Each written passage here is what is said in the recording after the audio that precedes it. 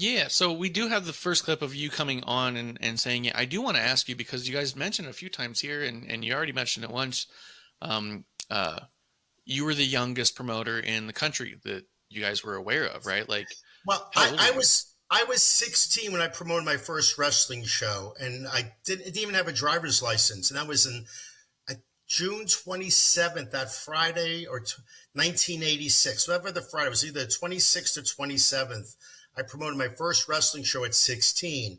Now, I did find out years later that I think Bobby Fulton ran some backyard shows or something when he was a teenager.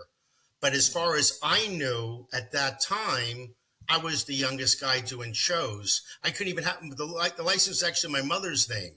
I couldn't even drive, and I booked my first show, and on that show, if I remember correctly, I had Ivan Putski, Bobby Duncombe, the Samoans.